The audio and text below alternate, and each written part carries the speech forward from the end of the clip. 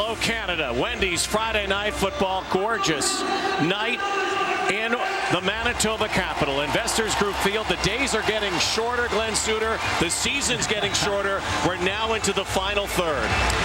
Well, Bo Levi Mitchell for the Calgary Stampeders loves to play in this stadium, Investors Group Field in Winnipeg. He hasn't lost here, and the last time the Stamps were here at the end of August, Mitchell threw for over 300 yards in that win. Matt Nichols gets his third start as a Winnipeg Blue Bomber. He is 1-1 wearing the blue and gold, but as an Eskimo, he faced the Stamps 4 times, lost all 4, but can he bump the slump tonight? Two good buddies who used to play at Eastern Washington. Mike O'Shea, speaking of slumps, his team losing 5 of their last 6, losing last week in Montreal. Special teams need to be better, he says. John Huffnagel, 3 wins away from 100 regular season wins as a CFL head coach.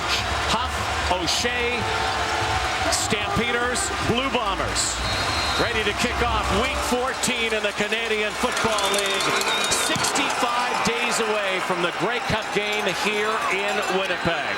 Anthony Parker returning tonight and spinning up near the 25-yard line where he is swarmed. And Bo Levi Mitchell brings out his vaunted Stampeder offense. John Cornish returned to the lineup last week. The numbers didn't jump off the page for him in that game against the Lions, but they certainly did when he played the Winnipeg Blue Bombers the one time this year, 120 yards rushing. Best receiver in the CFL right now is Eric Rogers. He's in the lineup tonight. And Gary Williams returns from the injury list. He's going to have to go up against Jamal Westerman, who is tied with Charleston Hughes for the league leading sacks. They load up the line here. Mitchell's going to throw, and he does to the far side, and Jeff Fuller can't bring it down. Watched on the far corner by Matt Buckner. Let's take a look at this blue and gold D. Well, it starts with Jamal Westerman, 9 sacks on the season, 7 tackles for losses. That leads his team as well.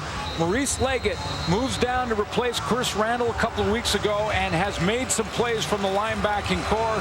Khalil Bass, their best tackler in that core, with 59 on the season. That leads the Bombers. Stampeders, if they've had an issue, it's been on second down conversions. Ranked 7th in the league. Here comes the blitz. Mitchell throws over the top. It's picked off. Penalty flag, however.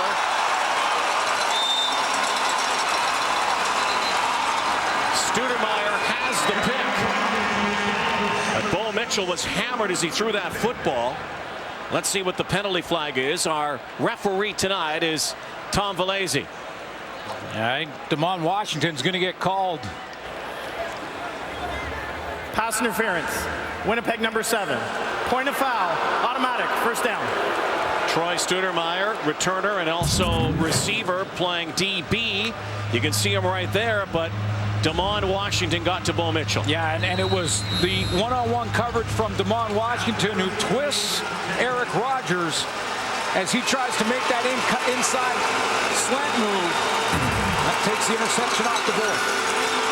So, John Cornish back in the saddle for the Calgary Stampeders after missing 6 games. Still has an opportunity to win the rushing title this season. Is going to have to go some, but he has been a monster against the Blue Bombers. Yeah, and you take a look at Cornish here. He doesn't have a lot of room when he hits that line of scrimmage. Bit of a counter player. They pull a couple. Not a lot of room to get through that hole, but he does. He didn't have big numbers against BC in his first game back, but there was one run that was special. It was vintage Cornish, a 16-yard touchdown run late in that game. Second down and 4. Cornish will get that, and look out. Explodes up near the 50-yard line, and John Cornish back-to-back big runs. Last week, just 12 carries, 41 yards. Almost 41 yards in this game already. Well, from a small hole that he snuck through to a hole you could drive a truck through, because John Cornish is not going to get contact on this play till he gets to the secondary. Look at the size of that hole for an 18-yard gain. Nice blocking by Shane Bergman to seal it. Up near the Blue Bomber 47-yard line. Bombers show blitz again. They bring it. Mitchell's in trouble. He throws it away and to the sideline and out of bounds. Johnny Adams had the catch, but out of bounds. So it'll be second down now for the Calgary Stampeders. Challenge for the Bombers is going to be to contain John Cornish and try and get Bo Levi Mitchell in second and long and see if they can't make some of those interceptions down the field. One taken off the board already tonight. Look at the numbers for John Cornish against the Winnipeg Blue Bombers, and maybe the most stunning is down at the bottom. 116 yards in 8 games. That's an average of 116. We mentioned the one game they played against each other that Cornish played, 120 against Winnipeg earlier in the season. So they've got to contain number 9. Get them into second and long and then take their chances against Bo Levi Mitchell.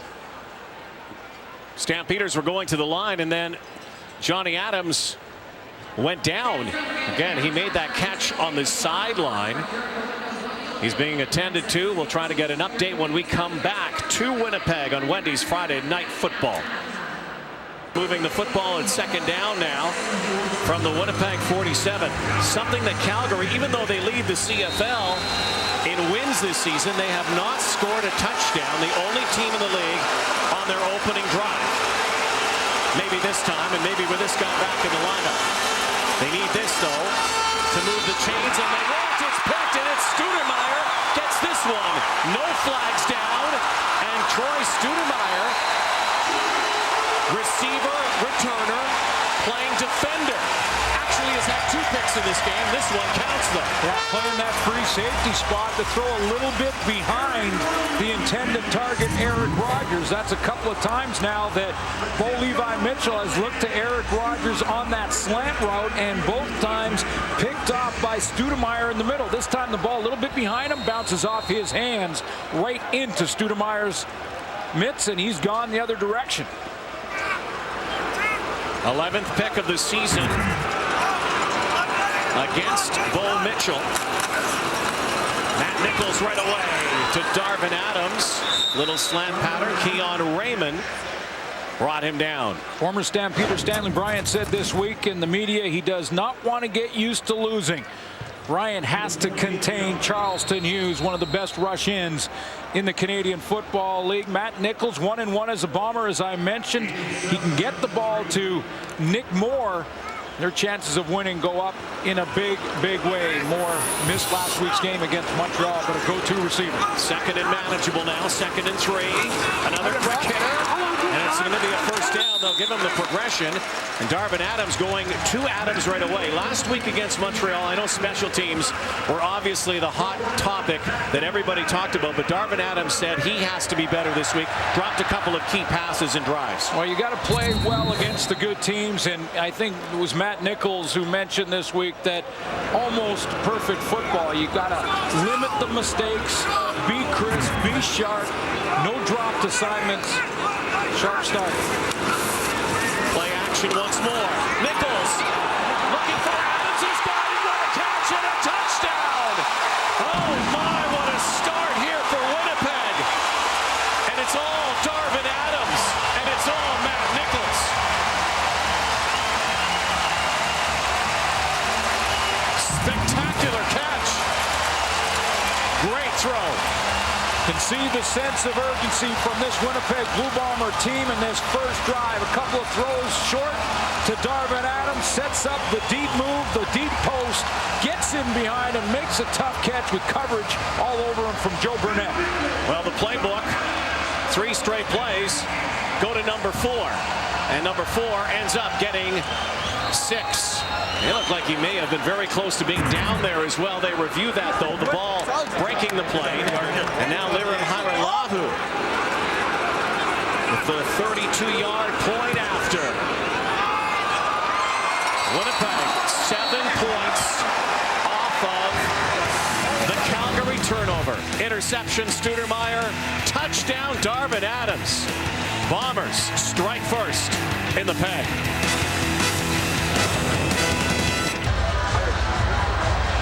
What a start for the Blue Bombers. Matt Nichols to Darvin Adams 3 straight times. 7 points off a key turnover. Targeted 3 times, 3 catches, including the touchdown, and sometimes you have the perfect call for the defense you're facing. Blue Bombers kick it off again. Once again, it's former Calgary Dino, Anthony Parker. zigging and zagging and picking his way up. Nice return. There have been some issues with returns as well because Tim Brown is injured, of course, for the Stampeders. Let's take a look at this drive. This is the safety, Josh Bell. Now he's going to come up, and this is Darvin Adams down at the bottom on the post. Usually the safety is back to help.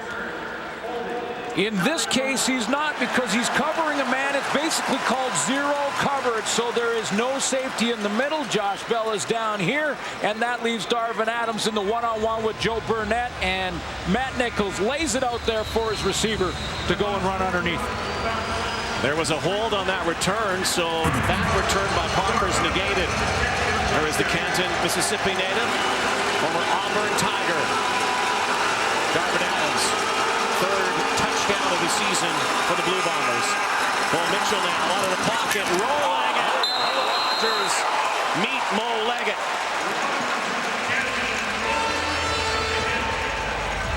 Well, you could tell the Bombers understand how important this football game is, and they control their destiny.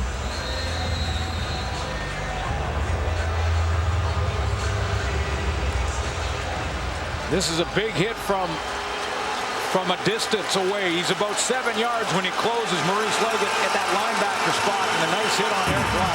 12-yard pickup. Here's the pitch now to Cornish. Barreling forward right up to the midfield stripe, and already John Cornish, 7 on his first run, 17 on his second, and another 18-yard scamper this time. You know, I mentioned earlier that the Bombers are going to want to try and contain Cornish and get Bo Levi Mitchell in second and long situations where he's throwing the football. In some cases, that's a pick your poison type of scenario. They can't let Cornish and the O-line for Calgary control the line of scrimmage, or it's going to be a long night. Cornish, play action this time. Mitchell now with a big shot for Rodgers. Can't run underneath it. You saw that number next to John Cornish's name, 43 yards. That's already more yards than he had all of last week in the comeback game against the BC Lions. Yeah, I mentioned that 16-yard run for a touchdown, broke 3 or 4 tackles on that run. It was real late in the game, and I thought, oh, there's vintage Cornish. They eased him back into the lineup last week, and Dave Dickinson did a nice job of just sort of rotating him through, make sure he got his legs underneath him. But you could see he's got some speed back tonight. Here comes the blitz. There goes the football, and Lamar Durant on a little slant, very close to that first down marker, 7-yard pickup. But it's going to be third down, and where they're marking it, it looks like a full 3 to go. So the Stampeders will bring out their kick team. It will be Rob Maver, 2 of the best directional kickers, kicking the ball inside the 10-yard line tonight, and Rob Maver and Liram Hiralahu.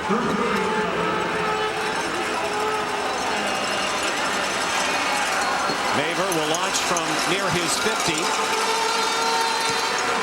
And there he goes, looking for that ball inside the 10, but he's not getting the bounce. Put another point here on the board and put it on for the Calgary Stampeders. Studemeyer taking the knee. Matt Nichols, great start. Brings his offense out when we come back to Winnipeg on Wendy's Friday Night Football. 7-1 Bombers. Mentioned Matt Nichols, 1-1 as a starter for the Winnipeg Blue Bombers. Good win versus the Saskatchewan Roughriders in the Banjo Bowl. And this is a guy who gives this football team some hope. He's got the CFL experience, played against this Calgary team, should know this defense well as a member of the Edmonton Eskimos. Well, flags fly. Play doesn't get off, just at the snap. Winnipeg moved. Procedure. Winnipeg number 66. 5-yard penalty. Remains first down. Take a look at the starters watch for the Calgary defense. Charleston Hughes is the co-leader right now in sacks with 9, but he isn't the only weapon on this defense. In the back end, Keon Raymond, the playmaker, had 2 picks last week versus BC. Jamar Wall, one of the few defensive backs in the league to lead his team in tackles from the halfback spot. Nichols throwing again, another completion, and Nick Moore, who returns to the lineup, missed last week and was missed with a groin injury, has 15 yards on a strike from Matt Nichols. Well, it just gives another weapon to Matt Nichols in this offense to get Nick Moore back in the lineup. Remember, he didn't play against Montreal. Nice little slant route inside, and he just sits there on that curl. Right at the first down marker. Fresh set of downs for the Blue Bombers. Play whistled in here. 2 in the backfield for Nichols. Decides to hand it off to Cameron Marshall, cutting back, and a tackle made by Micah Johnson. Penalty flag down. It's in the backfield.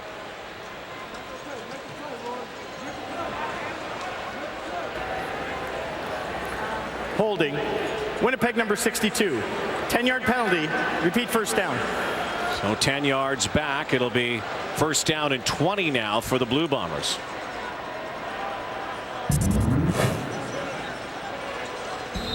Get the holding call on Junior Turner here, number 7. You see right in the middle of your screen, 62, Longo just twisting him around.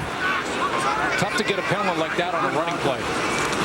Nichols now quickly again, and the catch up near the 49-yard line. Chris Bastian, his 6th catch of the season. Former 3rd-round pick of the Saskatchewan Roughriders, came over in the Corey Watson deal. Now the Bombers are going to move Rory Collard into the inside position, and Chris Bastian will come on the roster and play the wide receiver spot. Marcel Belfay's got this offense clicking. Looks like it's the quick passing game, getting the ball out of Matt Nichols' hands in a hurry.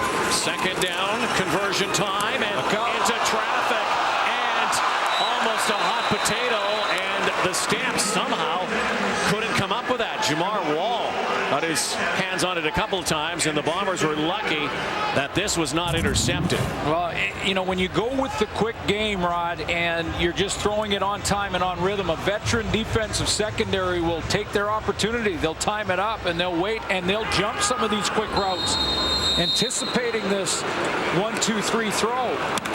Jamar Wall almost had him one.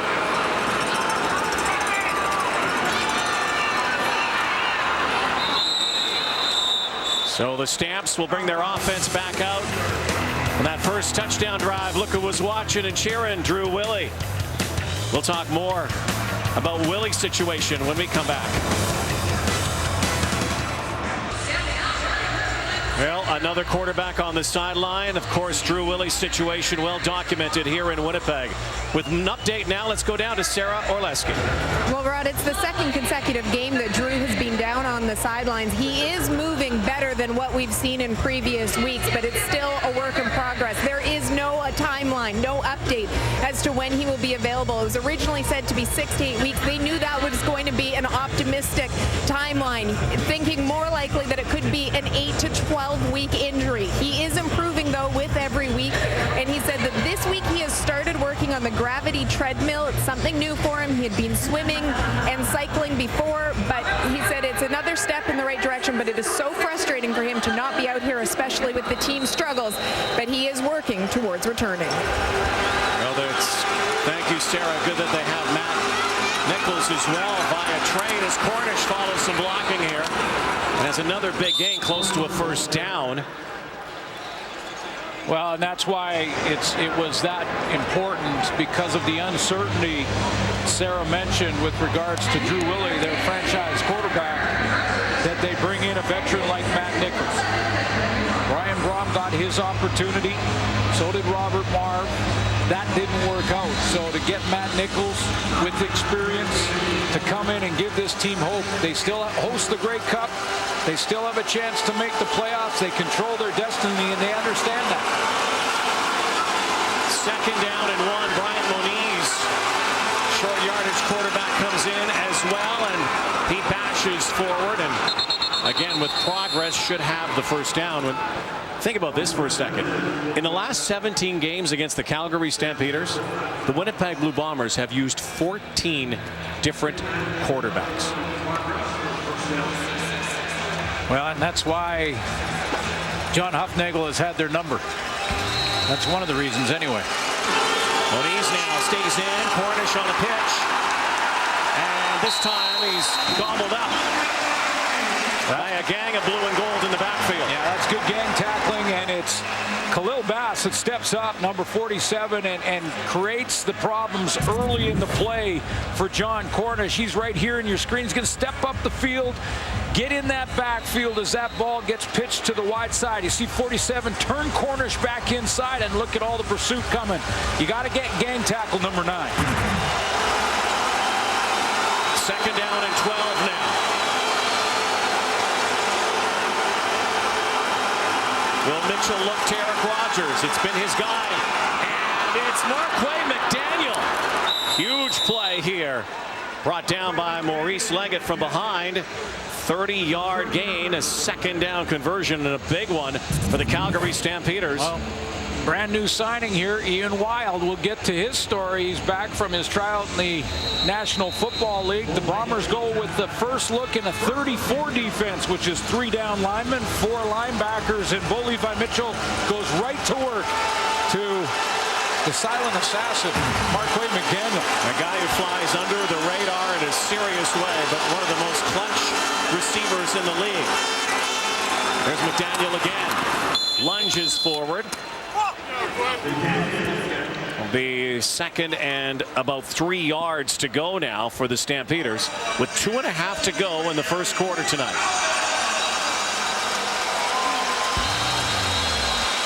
Bombers staying with their regular defensive lineup right now, although Teague Sherman has dropped back to play the safety spot. And they'll go with Sam Hurl, Khalil Bass at linebacker.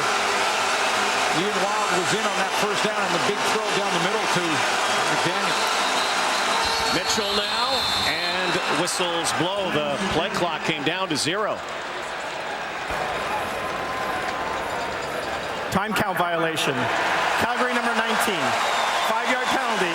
Remains second down. That one might have been on the crowd as well. There seemed to be some miscommunication before this play got off. So from 2nd and 3 to 2nd and 8. That's called home field advantage. Yes, it is. These die-hard Blue Bomber fans still feeling their team has a real shot here. It's going to take some doing, though, in the final 6 games. Like to see their team in the Grey Cup game on home field. Mitchell now, good protection, now goes against the grain, a long toss, and what a pass. Teardrop to McDaniel inside the 10-yard line. That's some poise from Bo Levi Mitchell.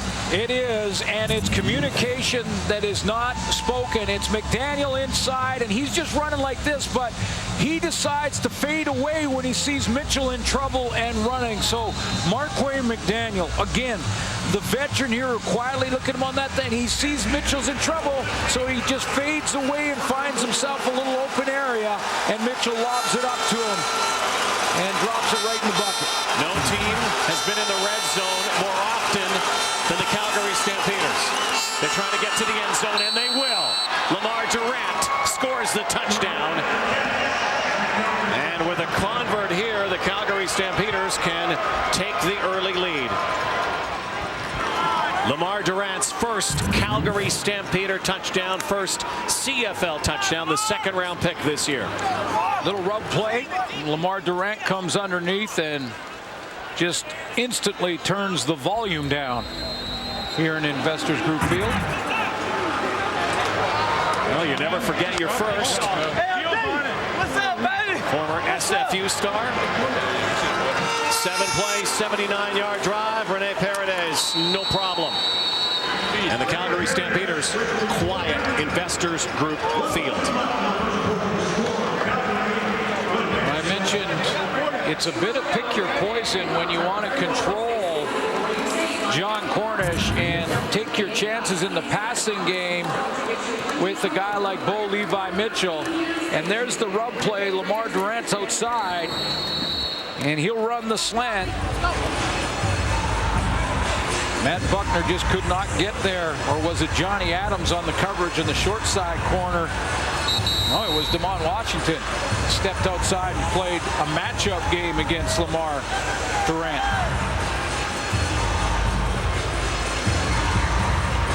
Bo Mitchell's 19th touchdown toss of the season.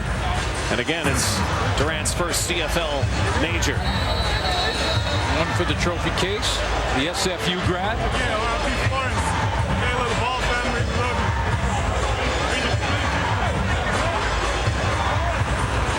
It's another example of the great depth for the Calgary Stampeders. Big kick here by the Stamps. Paredes. Studemeyer has the sideline, cuts back. And Troy Studemeyer, who has struggled on returns this season, a 35-yard scoot on the return here.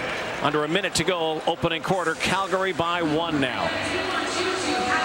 Studemeyer answered some questions by the media on that topic, that the return game and in fact the special Offside. teams. Calgary number 41. That penalty is declined. First down. Special teams have struggled a little bit. You see the average has dropped from a year ago for Studemeyer, but he looks like he's got some jump in his step tonight. He's got an interception, and that was a good return. Now let's see how Matt Nichols responds to the drive that his good buddy Bo Levi Mitchell just engineered. Twin back, side formation, out of the shotgun is Nichols. Gives the rock to Marshall. Cam Marshall with 2 yards. Well, last week was his best rushing game of the season. Something that Bomber fans can be optimistic about. They can get some balance, get some running game going, get some Cameron Marshall going. He had 68 yards rushing last week. That was a season high for him against Montreal in the loss. Give Matt Nichols some help and slow the pass rush. And over the last 8 games, just 43 yards per game. Only 9 carries a game as Brandon Smith, who's just coming back from injury, had some shoulder issues. Former star from Sacramento State is being looked at.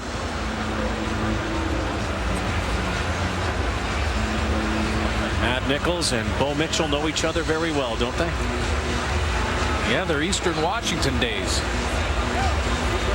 Matt preceded Bo. In fact, when Bo was coming to Eastern Washington, Matt hosted Bo. Yep. Said, hey, this is a school you want to go? Good friends until they play each other. Matt said as he was going out, say, hey, say hi to Bo. Just make sure, you know, he has a good game tomorrow. Not too good, though. No, not too good. I hope he struggles tomorrow, but they are good friends from Eastern Washington. Bo was saying that because of that tour that Matt Nichols gave him, that's why he picked Eastern Washington. Well, the former tour guide wants to take down Mitchell and the Stamps. Matt Nichols 0-4 lifetime against Calgary. Here comes a big rush now, and Nichols is going down. First sack of the ball game.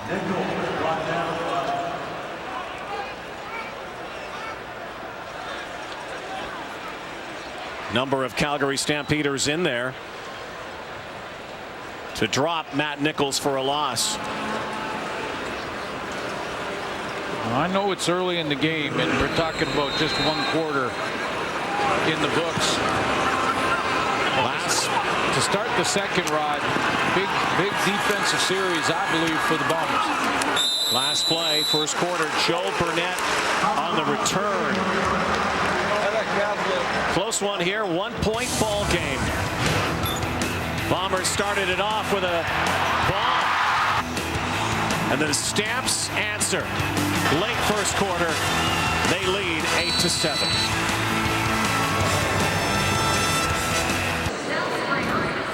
Beautiful night in Winnipeg, late September, and the Bombers trailing the Stampeders 8-7. If you are a betting man, and I know we're not betting guys, we come into this game, and on paper, it did not look good for the Winnipeg Blue Bombers. The Stampeders, with their record and with the numbers that they've put up against the Blue Bombers, obviously the heavy favorites tonight, I'd have to say the Winnipeg Blue Bombers have to be pretty happy after 1 quarter. Well, they've shown this before. I mean, this is a team that gets off to a good start off the turnover, scores the touchdown to Darvin Adams, but it's when they face adversity that this team has struggled, and that's why I mentioned that this is an important series for them defensively, even though it's just the beginning of the second quarter and there's so much football to be played tonight. if they don't get the stop here on this series, it can quickly become a lot of the same for the Bombers. A 9-3 team, they're better, and their record shows it. And they score again, and it starts to feel a lot of the same. Mitchell. McDaniel makes a nice move, sidesteps a tackler. You just saw the differential, and again, numbers are numbers, but they do trend and play out. The Stampeders in second quarters this season, plus 83. Winnipeg, a negative 59. So let's see how this plays out. But right now, Marquay McDaniel is slicing and dicing this Bombers secondary. Well, there's a lot of weapons there. We've talked off the top about Eric Rogers, the #1 receiver in the league. Haven't even mentioned that Joe West is making his return to the lineup. He's at wideout. Jeff Fuller's out there. High snap. There goes Cornish. Look out. John Cornish high stepping. Sometimes it's the little things. Bo Levi Mitchell does a nice job on this shotgun snap here to corral the football and keep the timing in the run play. And this may be a small thing, but watch 19. He has to go out and grab this one, snags it with one hand, and does not change the timing, turns around quickly, gets it to John Cornish so he can play off those blocks up front.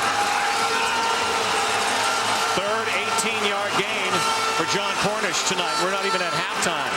Torrey Harrison handles the mail this time. Had a very interesting conversation. You have a lot of them with John Cornish. He's such an interesting cat. Yesterday talking about, you know, obviously another rushing title, and he'll never say never, and the possibility exists. But he did talk about how things have changed a little bit in the game since he's been away with injury, and how a lot of teams aren't running the football as much. Calgary's doing that tonight, though.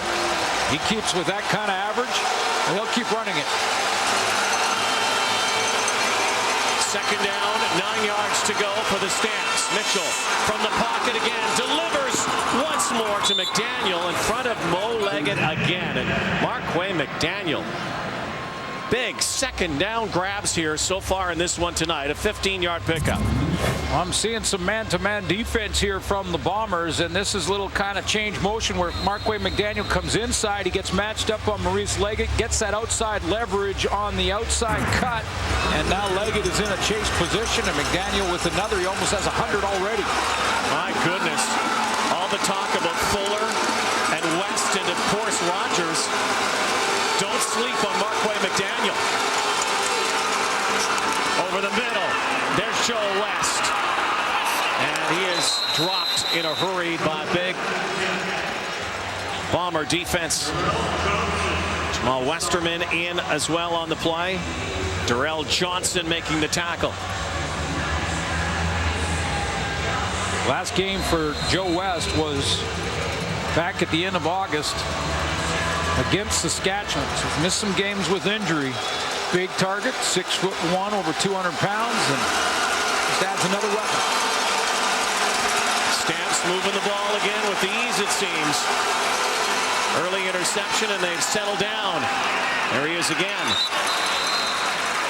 But will be short of a first down. 5-yard gain. And it'll be third down and about 3 yards to go. That will mean Rene Paraday's time. You mentioned the comment by John Cornish that the game has changed a little bit, and I think there's something to be said about that. I mean, the rule changes. We've seen more zone defense than we have in the past. That means that, you know, in the passing game, a quarterback can be patient. Bo Levi Mitchell and Dave Dickinson working together to use the short passing game almost like extended runs against that zone defense. Rene Paradis has now made his last 19 in a row. He's been perfect inside the 40. Stampeders with the Golden Boy shining tonight. Lead 11-7. They get ready on the sideline. Big second quarters are the story for the Stampeders this year. Let's go down to the coach now, Paul LaPolice. We talked about point differential. You saw that stat a little while ago. Offensive points, though, 130 for Calgary. This is the second highest scoring offense in the second quarter in the CFL. Winnipeg has only scored 46 points themselves. Difference 84 points, guys. I did all that math in my head, too. Good job, Coach. No, hey, and that's why I mentioned that it was a big quarter for the Bombers. They hold Calgary to a field goal there. That's a win. Studermeyer dodges one and then gets tackled from behind. So, okay, beyond all the numbers, why are the Stampeders such a good second quarter ball club? Well, that's Dave Dickinson. That's the coaching staff. That's a team, a veteran team led by a hot quarterback who's 24-5 to start his career. And Dave Dickinson makes the adjustments after what he sees in the first quarter and gives Bo Levi Mitchell the instruction, okay, this is how we're going to work on this defense. They have the big second quarters. Now can the Bombers keep the pace? Play action to Siobhan Walker. Nick Moore now has some room in a block and goes flying for a big gainer here. Nick Moore thought maybe he could break that one. A 24-yard gain for number 17. Good start because Matt Nichols and this offense going to want to stay on the field. Even if they finish here matching the field goal, got a time of possession difference right now of almost 14 minutes for Calgary, just under 5 minutes for Winnipeg. That will tire the Bomber defense going into the fourth quarter if they can't keep that offense on the field. Again, Siobhan Walker in the backfield with Nichols. Here comes the rush. Nichols fires now, has the man, has a first down. Clarence Denmark gathers it, collecting it near the 35-yard line. Actually, they're going to spot it at the 39, a 13-yard gain, and they'll set the sticks again. They have got to get Clarence Denmark going. And Marcel Belfay, the offensive coordinator, one catch for him last week against Montreal. He's been targeted enough 65 times, but only has 6 catches. That's his 37th. Well, looked like the Blue Bombers may have jumped offside there, and it might have been Nick Moore who got a head start. Procedure, Winnipeg number 53. 5-yard penalty, remains first down. Patrick Neufeld, procedure call here. Bombers move, so it'll be first down, and there he is, the guru. Yeah, there's not many offensive sets or situations that Rich Stubler has not seen and adjusted to. A veteran group led in the middle by Juwan Simpson and Keon Raymond and their linebacking core. First and 15 now. Over the top again, there's Moore. And they have a first down as they get close to the red zone, which has been an Achilles heel for the Blue Bombers. Not red zone production, mostly getting to the red zone. Mentioning Juwan Simpson, he comes up, and this is the veteran going right into the void, Matt Nichols. He sees middle linebacker vacating the middle, and where does he want to throw it? Let's throw it right where that linebacker would drop into coverage to Nick Moore on the in route. Trying to get to that red zone, trying to get to the end zone inside the 20-yard line. The Bombers have only been to the red zone 3 times in the last 5 games. That's crazy. And up the pipe, up the gut, Michel Pierre-Pobriand steamrolls. Pobriand, a bit of a tendency breaker, doesn't get the ball very often. Probably not accounted for as the Calgary Stampeders are matching up personnel-wise. Some new set of down. Well, second and short. Should get him a new second set of downs. Yeah, second and short. You can see the times in the red zone. Again, 3 in the last 5 games. But they've got to get a first down now. Hand it off to Marshall. He's got room. First down near the 5-yard line. Penalty flag flew late. In the end zone. Might have been a face mask. This could take it down to the 1. Well, right tackle on this play, Patrick Neufeld, does a nice job of sealing this for Cameron Marshall. Major foul, face mask. Calgary number 11. Half the distance to the goal, automatic, first down. Joshua Bell got the grill. Very subtle move by Neufeld right here just to get out and make sure he can seal the edge here for Cameron Marshall. He gets the block 53 right in the hole. That springs him, and then a penalty will add to it. Half the distance to the goal line. Into the ball game. Brian Braun hands it off. Look out now, Marshall, you got to go. He will. He'll score. Touchdown. Great cut. That's an old-fashioned foot race right there. couple weeks ago against Saskatchewan, Cameron Marshall was having problems making the first guy miss. Not tonight so far. He's showing some great vision, and this is a super cut. He just bounces it, gets outside, uses his speed, and outruns the angle. Josh Bell could not track him down.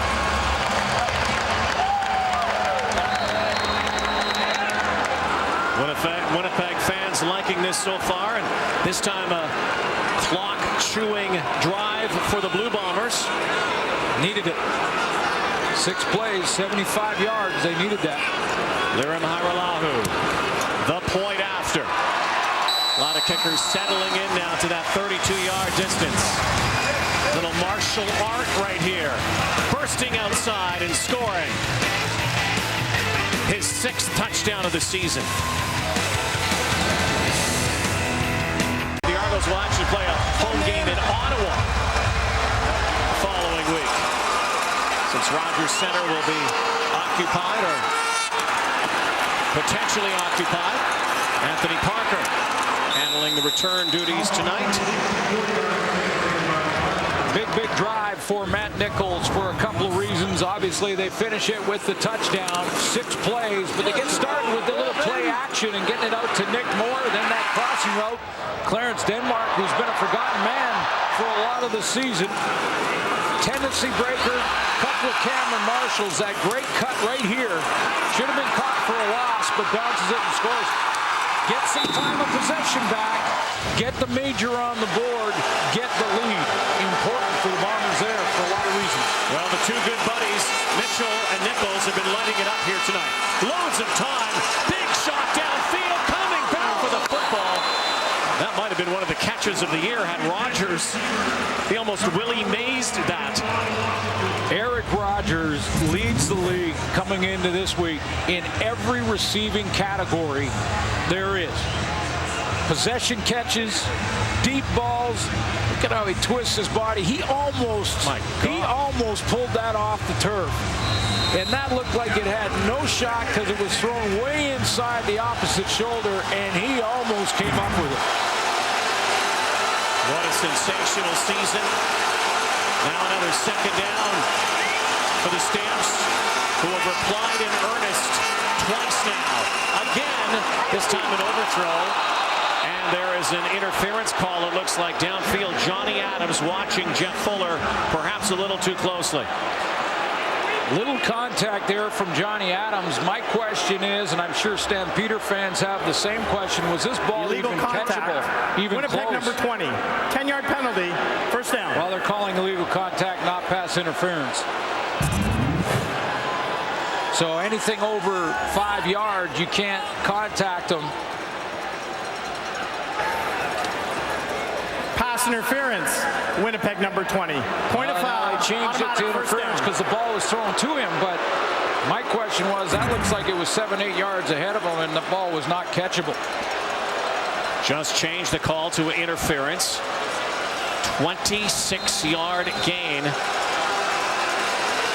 inside Winnipeg territory, now down to the 48-yard line. Mitchell barks out his signal and hands it off again to Mr. Dependable.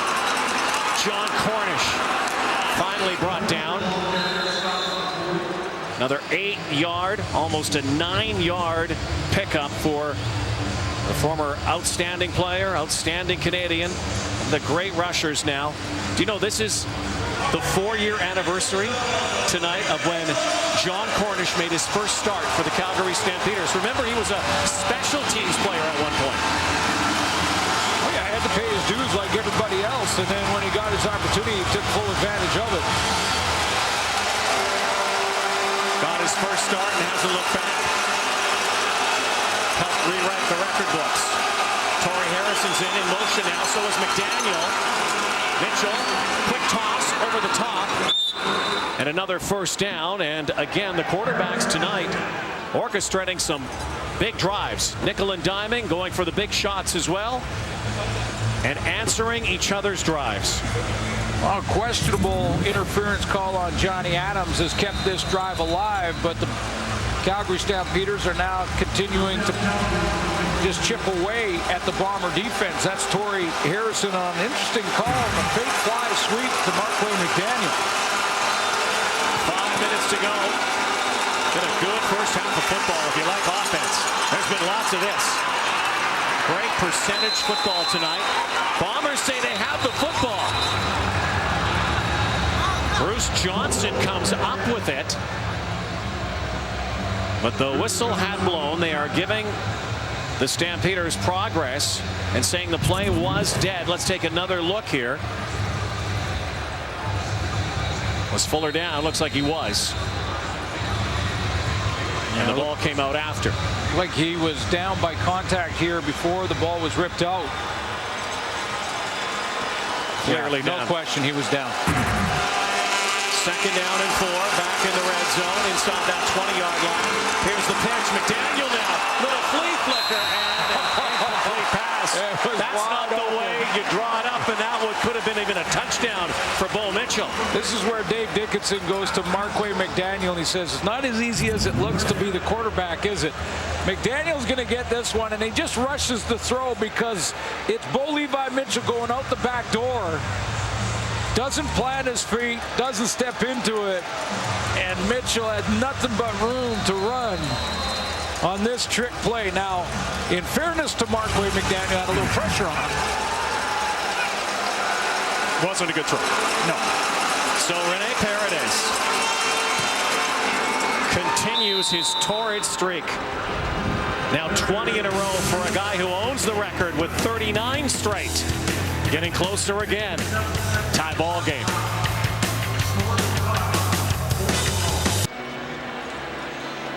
.14 game in Winnipeg on this Friday night. Once again to the sideline. Let's rejoin Sarah Orleski. Rod, September is Childhood Cancer Awareness Month, and the Bombers have asked people here to go gold. As for the third consecutive season, they try to raise awareness and funds for this cause. Gold jerseys for the players that they're wearing. They've got a gold ribbon on the back of their helmets, and this team has done beyond just that. They earlier this week went to the pediatric cancer ward here in Winnipeg. They visited children there. They gave away 200 tickets to families dealing with cancer to this game tonight and honored some children before the game as well. They are trying to do what they can to put a smile on faces that do deserve some. All right, thank you so much, Sarah. Yes, it's a gold medal for this organization to do something like that. A penalty flag on the return by Studermeyer, who seems to have a little jump in his step here tonight. Yeah, it does. It puts things in perspective quickly, doesn't it? Oh, it does. Winnipeg number 36. 10-yard penalty. First down. And it inspires the players. They get as much out of it as the kids do. And of course, a lot of these guys spend a lot of time in the community. But think of a kid fighting cancer. Just keep battling, kids, and we're with you. And it inspires, and it also gives you instant perspective. Absolutely. Absolutely. Good on the Bombers for that initiative. Here is Chevy Walker. 9-yard gain, so the Bombers try to implement one of their newcomers to the backfield, Siobhan Walker, former Hamilton Tiger Cat, of course, with the Ottawa Red Blacks before being released and then picked up here in Winnipeg. Talked about the matchups coming into this game. We got Gary Williams and Dan Fader-Kyle against Jamal Westerman, and then the other side, Stanley Bryant and Patrick Neufeld. They'll try Walker again, up the gut. Bring it up, Rod, because we haven't talked about two of the premier pass rushers in the league. And we're at the 3-minute warning of the first half. And they were on the marquee. Yes. They were Ali Frazier before the night. That's right. No knockouts yet. 3-minute warning. Tie ball game. All right, thank you, Ron Smith. Look forward to that. Time ticking away here before halftime. 2:46. Porter Pax putting on a show, but Matt Nichols is dropped for the second time tonight. Junior Turner lays his mitts on him and drags him down. Charleston Hughes in that break was having a conversation with Devon Claybrooks, a defensive Timer, coach. please reset the clock to 2:41. 2:41. And you see with Charleston Hughes just to his left, Junior Turner on a real hard inside pass rush. Straight down Main Street to Nichols. Winnipeg team that has given up more sacks than any other team. That's been a constant lament in Winnipeg the last few seasons. One of the reasons they can't keep their quarterback upright. Nichols, far side, big hit out there. Rory Colehurt, well short of a first down, a 5-yard gain, and after all that, the Blue Bombers will boot it away. We haven't had many punts in this ballgame.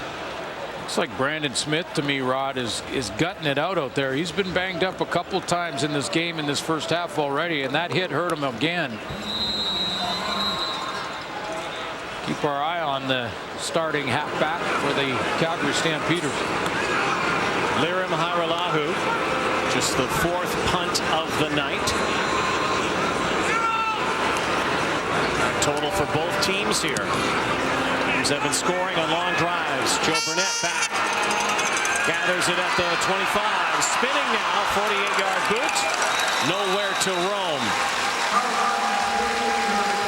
Winnipeg Blue Bombers, you can bet that they've only had really one full practice this week. It's been a short week, but special teams were something they were working on considerably and looking at a lot of film, I'm sure. Yeah, and got to give some credit to the starting tackles in this game. Michael O'Shea wants to get his premier pass rusher in the backfield somehow in Jamal Westerman. Tied with Charleston Hughes, the league lead in sacks.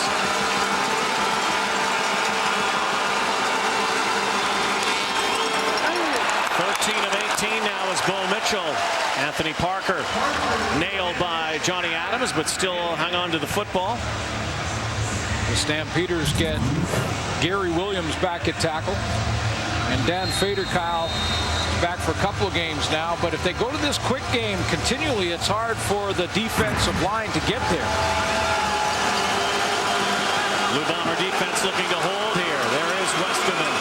9 sacks on the season. They'll pitch it up to Cornish.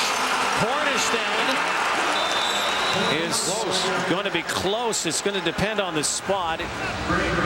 From here, it looks like it will be a first down. They may call for a measurement. Measurement can't be called by the coaches. It's up to the officials whether or not they want to bring the chains out. But they will signal to the Calgary sideline to give John Hucknagel and Dave Dickinson an idea if it is short. So they are going to measure. Had to get to the 43-yard line. Looks like it's very close to that. Even if they don't get it, they're staying in. Yes, just short. Just short. Bringing out some big bodies here in their short yardage team.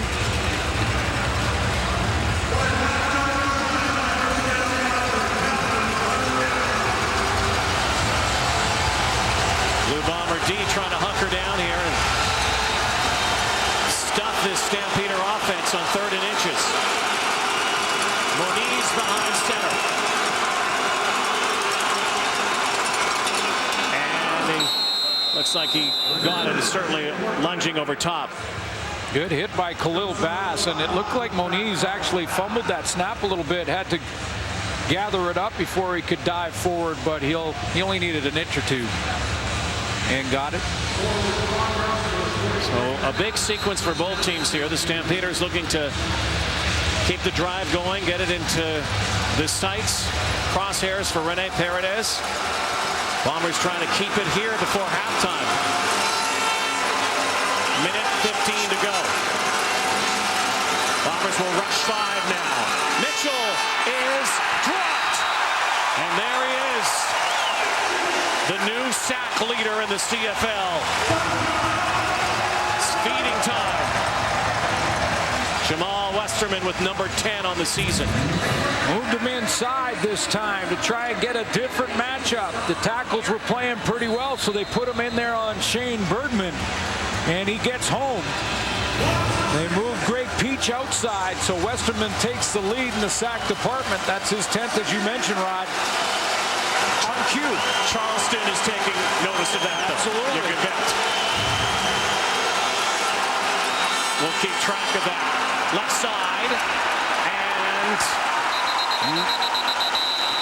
John Cornish won't go down, but he's stopped. So the Blue Bombers will actually get the ball back before halftime. Yeah, you know, Rod, these guys, these two players we're talking about, Jamal Westerman and Charleston Hughes, they're multi-dimensional, as we talked about in the opening, because they don't just get the glory stat. The glory stat is sacks, and they get that. Don't get me wrong, but Westerman was there again to stop the run, and he leads the D-line on his team in tackles with 43. So they do it all. Everybody back in Brampton. Two players. I'm a Rutgers fan, Florida fan, New York fan. Well, shout out to Brampton, Ontario. All those Westerman brothers come from. Studermeyer slips, 50-yard boot, and then is tracked down at the 20-yard line. So only 12 seconds to go.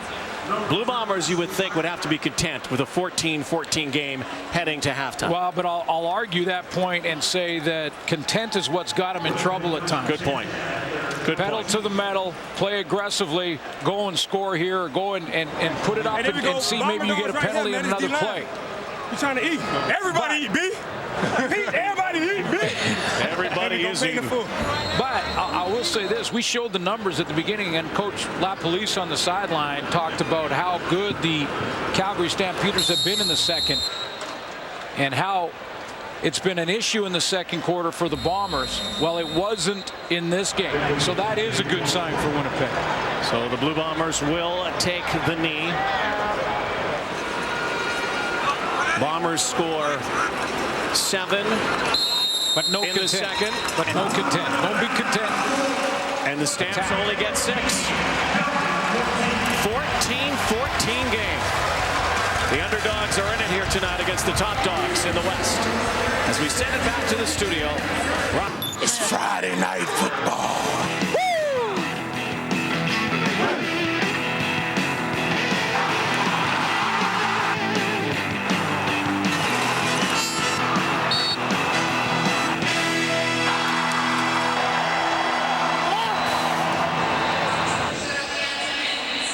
It is Wendy's Friday night football, and it's a tie ball game. Bombers, Stampeders, and on the mark was Marquay McDaniel, who was with Sarah Orleski. Marquay, 5 catches for 91 yards for yourself in that first half. What was working well? Well, they played a little bit more man coverage, so we pride ourselves on taking advantage of that. So I just had to win my one-on-one matchup, and that's what I did. You were able to have success on the ground as well, 83 yards for John Cornish. What does it do for this offense to be able to have both the ground game and the air game working? It makes us dangerous, and it keeps them on our toes. The O-line doing a great job opening up those holes, and they're doing a good job in the passing game. So as long as those guys are doing what they're doing up front, we just got to finish drives. That's it. We got a couple of field goals. We just need to turn those into touchdowns. Thank you. No problem. He was good in that first half. Interesting that Richie Hall, the defensive coordinator for Winnipeg, calling more man-to-man coverage against Marquay McDaniel, Eric Rogers, Jeff Fuller, Joe West. Confidence in his back end, in his secondary. But it's also one of the reasons that Cornish has ripped off some big runs, because when you're in man-to-man defense, your DBs have their back to the line of scrimmage. We'll see what they do in the second half and if Richie Hall has made any adjustments. Again, the Stampeders have won both ends of the first 2 games. First game by 1 point in Calgary 3 weeks ago in Winnipeg. They scored 28 in the second half to run away with it. This ball's bouncing backwards. It was a live ball, and Troy Studermeyer had to get to it. So I guess the question is, what kind of Winnipeg Blue Bomber third quarter ball club will we see here? Matt Nichols has been so sharp here tonight. As Coach LaPolice mentioned, he's gone to the quick game. He used a little play action, got the ball out of his hands quickly. Now remember, this is a veteran group led by, on defense for Calgary, led by Rich Stubler, who will allow their guys to jump some of those quick throws. Last minute substitution here. Stampeders just get to the line. The Blue Bombers can't take advantage. The other thing I'm looking for in this second half, Rod, is whether or not Charleston Hughes can have a bigger second half. A little quiet in the first, and give credit to Stanley Bryant, the former Calgary Stampeder, free agent signing at left tackle, and Patrick Neufeld. Whenever they've matched up, done a pretty good job on the One of the best pass rushers in the game, if not the best. Nichols shotgun, second down and 8. He's going to reset here, change the play. Sends out 6 receivers. And we had some movement before the ball was snapped in the whistle.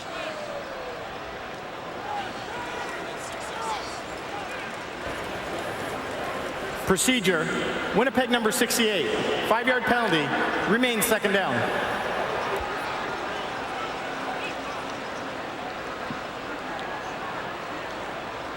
That's Dominic Picard. Unless he shifted the ball or something, he can get his grip on it. He's kind of shaking his head. He doesn't understand why he got called there. He didn't look to me like live he moved early. Back 5, make it second 13 again. 6 receivers set over the middle and right into dangerous territory. Brandon Smith almost had his second interception of the season. Very benign start here for the Blue Bombers out of the gate to open this third quarter. Patrick Neufeld playing right tackle got the matchup on Charleston Hughes this time, and Hughes tried to just go with that straight bull rush straight at him. Neufeld won that one even though it was incomplete and the Bombers will have to punt. Big kick from Liram Haralahu. 47-yard boot. Joe Burnett waits for a couple blocks. Got some positive yardage up near the 50-yard line. Good starting point for the Calgary Stampeders. There is another penalty flag, though, on this return. Might send it back even further. John Huffnagel not happy with that penalty on his team. Illegal block, Calgary number 88. 10-yard penalty, first down. Mar Jordan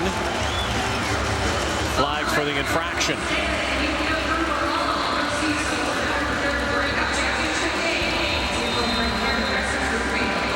John Cornish, his second game back after coming back after his broken thumb. Could do it again, could win another rushing title. Certainly capable of putting up big numbers. He already has tonight. Paul Mitchell, great play there to avoid being sacked. McDaniel collecting the ball again. Well, that first half was more like the John Cornish that we're used to. The John Cornish that Calgary Stampeder fans are used to. Great acceleration at the line of scrimmage. Good power when he gets that first contact. You can't arm tackle John Cornish. And with the DBs playing more man-to-man for the Winnipeg Blue Bombers, he's going to be able to get some space with their back to him before they react and can recover to a tackle.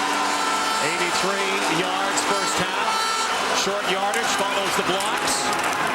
And once again, we'll give the Stampeders a fresh set of downs.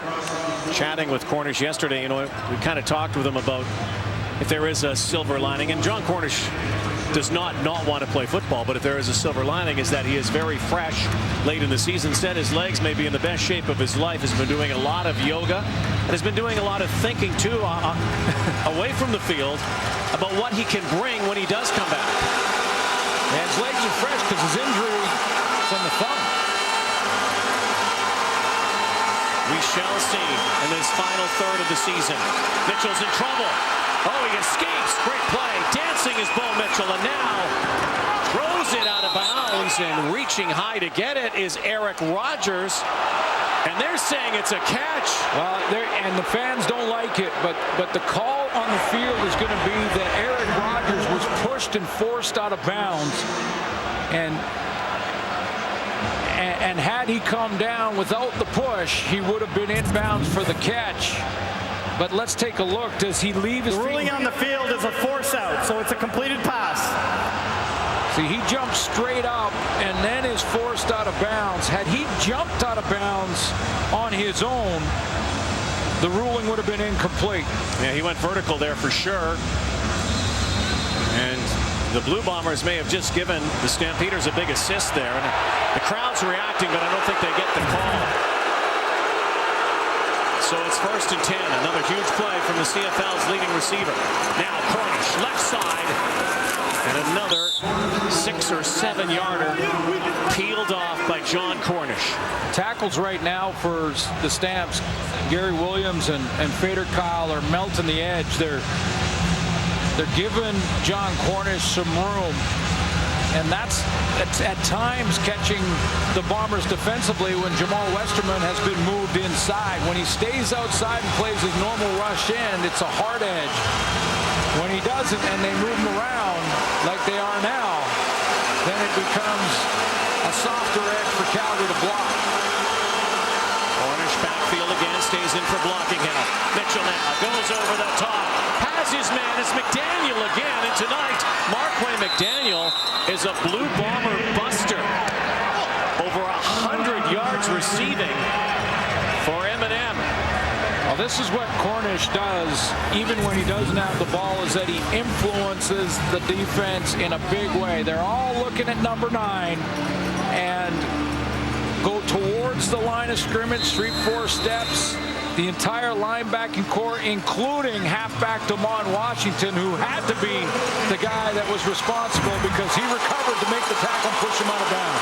Back into the score zone. Down inside the 10-yard line. Mitchell. Cornish. Khalil Bass reels him in. This is Eric Rogers' territory. And this isn't just this year. This isn't just in the CFL. But Eric Rogers has a nose for the end zone. When he was at Cal Luther, he had 41 touchdowns, a school record by far. Now, I know that's a small school, but that's a lot of touchdowns no matter what league you're playing. Yeah, that's a lot. Or what level. And he leads the league coming in tied for receiving touchdowns in the CFL. This is his zone. It's his neighborhood. Let's see if they go there. Bo now. Again up the middle, and Bo Mitchell is going to score. Touchdown, Stampeders. Bo Levi Mitchell saw nobody open, called his own number, and has his 3rd rushing touchdown of the season. Greg Peach goes past the hole here and opens up a lane on the stunt. And that's when Bo Levi Mitchell recognizes it. He hits it. And the Bomber secondary can't react. They're trying to cover down on their men. 7-play, 79-yard drive, just like Bo Mitchell has done most of the night. Eating up the clock. Paredes again. And it's a 1-touchdown lead here. Stamps up 7. Matt Nichols, it's your turn. As Bo goes end zone. This boy right here can throw. This Alberta team. When he hit the cycle. The Calgary Stampeders lead the Winnipeg Blue Bombers by 7. Bo Mitchell talking about Marquay McDaniel. Siobhan Walker now trying to get outside, cannot. Bo Mitchell finds the end zone once again. Blue Bombers are running a stunt here with their defensive line and Brian Turner and Greg Peach. Greg Peach has got to be gap responsible. If he stops and goes right into this lane, he's fine, but he gets run out of his lane by Spencer Wilson. He just runs him past his rush lane. Bo Levi Mitchell recognizes it. Touchdown, Calgary. Nichols fires a strike. Clarence Denmark. The ball was fumbled, but after the whistle and after Denmark was clearly down, a 9-yard gain. So now, every time Matt Nichols or Bo Mitchell have faced a little adversity tonight in the momentum category, they've been able to gather it back and send it the other way. We'll see if he can do that. And a good start on 1st down. Get yourself in 2nd and short. The give to Marshall. Ran into a wall, including one of his linemen. It is a 1st down for the Blue Bombers. And if you're going to run the ball there, and again, this is good play calling by Marcel Belfait. Why not run at Charleston Hughes? A good player, and he is leading their D-line in tackles. But now you get a big guy on a big guy, big on big, tackle old lineman on Charleston Hughes and run right at him. Nichols, here's the rush, gets out now, and And he's dropped. Charleston Hughes got him after Nichols had advanced past the line of scrimmage, so was not a sack, but there are penalty flags, 2 on the play, 1 in the backfield, 1 at the line of scrimmage.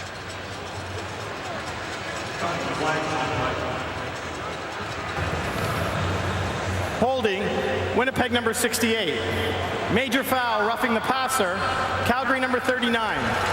We'll bounce those penalties, move up 5 yards, and it'll be automatic first down. Charleston Hughes close to the bucket here. Like our other coach, Mike Benavides in the studio mentioned, he'll line up wide, make it hard on those tackles. The spin move coming back, and does he get the head of Matt Nichols with that swat? 1st and 10 after all that. Lone tailback. The give is up the middle again. Marshall drops forward, so it's going to be a throwing down again for the Blue Bombers here. Trying to end a long spell against the Calgary Stampeders. They have not won this season, as mentioned before. They've lost 12 of their last 13 against the Stamps. Trailing by 7 midway through this 3rd quarter. Trying to bounce back from a loss last week in Montreal. Nichols calls his own number. That was the only play. He goes forward. Got the first down, and on a play like that last week, Nichols actually was knocked out of the ball game for a bit. Had his knee banged up. But okay this time, and got 11 yards. Calgary has had to make an adjustment. That is Deron Mayo playing middle linebacker, and they're trying to get things organized in that linebacking core. It looks like Jeff Hecht has come in. Jawan Simpson, their leader, is on the bench right now trying to shake off some kind of injury. We'll see if Sarah can find out what's up with their leader. Nichols looked deep, and now he is dropped. Deron Mayo, and Nichols is slow to get up. Deron Mayo has his 2nd sack, but wow, he got the matchup running back in Cameron Marshall on Deron Mayo, and Marshall back here is just going to get run over. And hey, this happens.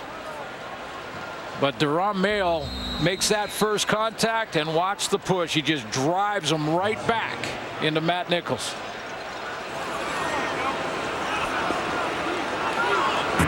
Unamused Michael Shea. 2nd and long. They rush 3 this time out of the backfield. Siobhan Walker dropped it. Thinking about running before catching.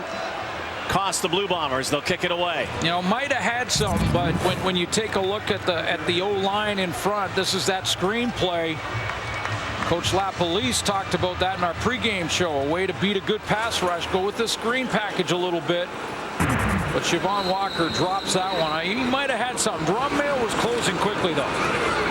Hyra-Lahu's had a good night. Big hang time here. The other 24 for Calgary. Joe Burnett is cornered. Nice kick again by Hyra-Lahu in a battle of field position. Burnett got some positive yardage. Well, John Cornish is looking like vintage John Cornish here tonight. His Stampeders, the Horsemen, up 7 in the Manitoba capital.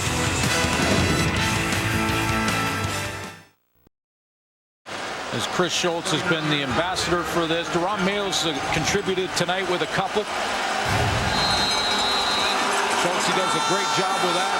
Over 1 million pounds of food donated. And as he mentioned in the article, could be your neighbor. And their kids that need that food. Absolutely. As Marquay McDaniel seems to be the guy that the Bombers are forgetting about here tonight, number 16. Our sack tally, by the way, brought to you by Purolator. Tackling hunger, a promise we can all help deliver. And delivering tonight for the Stamps is number 16. Yeah, you know that the Bombers were going to be focused in on Eric Rogers in the passing game. The only 1,000-yard receiver so far this season. And they've left Marquay McDaniel in the one-on-one matchups, and he's winning. Big time tonight. Big time of possession difference in this game as Cornish again hammers through close to another first down, and If you thought John Cornish might be out of the rushing race, you do not know John Cornish. No, and he passed 2 already tonight.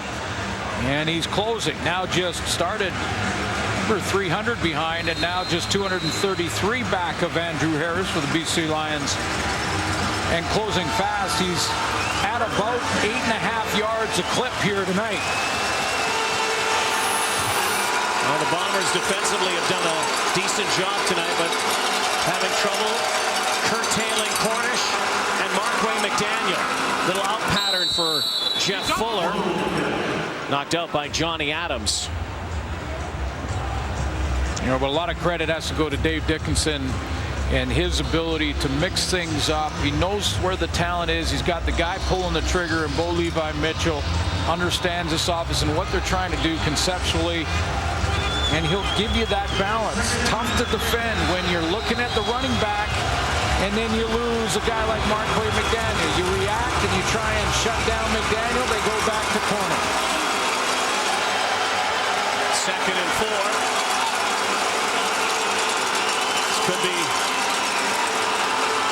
Cornish time here. No, they go up the middle instead. A little counter play that doesn't work. And the Blue Bomber defense comes up with a big play. DeMar Washington decided just to take a shot and go. Now, I'm not sure if he had coverage responsibility on this play defensively, but he just decided that. Made the read right in front of your screen at the bottom. Number 7 he just took off. He's I'm going to go in the backfield and hopefully they hand it off. And if they do, I'm going to be there to make the hit. He gets things shut down there for the Bombers, and Calgary's going to have to kick. Well, they elect not to give it to Cornish, give it to Harrison, and now they have to kick their 3rd punt only tonight. Rob Neighbor, again, one of the best directional kickers. Studemeyer. 35-yard boot, and he is knocked down at the 30. Under a full moon tonight. Beautiful night in Winnipeg. Good football game. Wendy's Friday Night Football continues. Welcome back to Investors Group Field. Mentioned in the first half, the new signing for the Bombers is linebacker Ian Wild. Back from his NFL try, and a guy who was dominant over the last couple of years in that linebacking core. Now they got to try and fit him in. The way Khalil Bass has been playing, he's going to start out on the special teams, have a couple of packages where he'll play on defense. Take a look at 13-14 for Winnipeg. Ian Wild was a playmaker from that linebacking core. 4 sacks, 4 fumbles, tackles for losses, but a guy that can coordinate it too. He's a captain. He's a guy that can control and make sure everyone is calm, cool, and collected when they have to be. That's what he can bring, that leadership. Was it really necessary to show that snow? It's coming. It's coming. It is around the corner. It's football season. Nichols standing in. And that throw altered. Pocket collapsed. Crowd wants an interference call. They're not getting that. Glenn Love over the middle in coverage.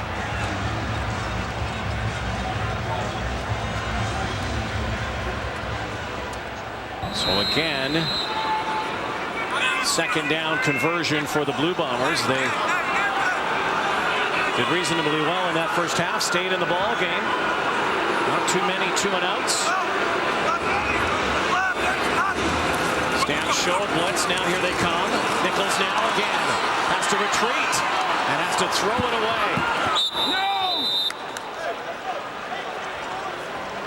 And under duress was Matt Nichols. And that's the 2nd straight 2-and-out now for the Blue Bombers as the Stampeder defense starts tightening the screws. Michael O'Shea will send out the punt cover team, including newcomer Ian Wild. Burnett is back. Again, towering kick.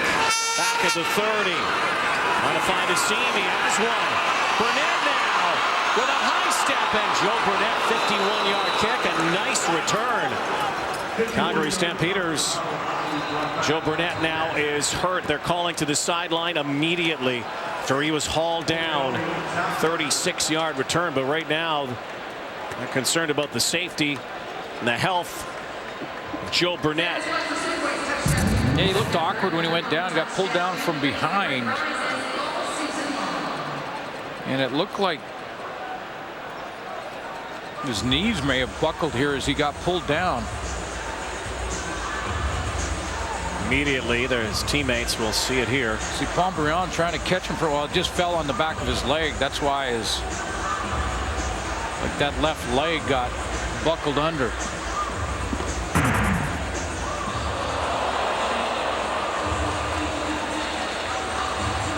And the teammates gathering around, and Burnett is in some distress on that field. Boy, he's been playing well. Leads the secondary for the Calgary Stampeders in knockdowns with 8. Teams have tested Joe Burnett on that corner, and he's stepped up big against the BC Lions. He had an interception, a key part of that game. Another very good signing by John Hufnagel to get an all-star corner out there. And Joe Burnett has some experience returning kicks. You saw a good return till he got injured there at the end of it. And they need somebody like that. Remember, they began the season with Tim Brown, who got hurt. Nate Slaughter was released. They have Sky Dawson, who came in, but Burnett now is getting up, and he's still in some discomfort, though. You can tell, and you can see that leg is not. No, it's not stable at all.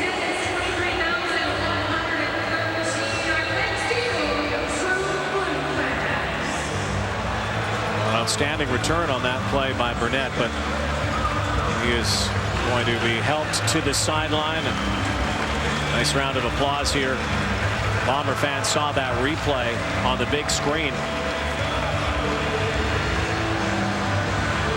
Stampeders already beset this season with a number of injuries, and a team that has an inordinate amount of depth. That's why they're the defending Grey Cup champions. Another one for that injured list. More on that. Let's go to Sarah once again. Well, Rod, the injury update on Jawan Simpson right now is that he suffered an upper body injury in the first half. The team is hopeful that he will be able to return, but we haven't seen him with his helmet in a while. But he is walking on the sidelines. What we do know definitively is that Adam Berger is not returning. The defensive back suffered a hamstring injury. He is done for the game. Which complicates things even more. That's a backup DB, Joe Burnett, heading to the table to continue to juggle on that defense. Bo Mitchell turning it up in the second half. Big numbers here tonight.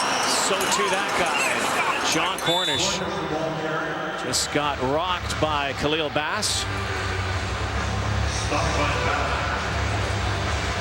Bo Mitchell had an interception in that first drive, but look at this since.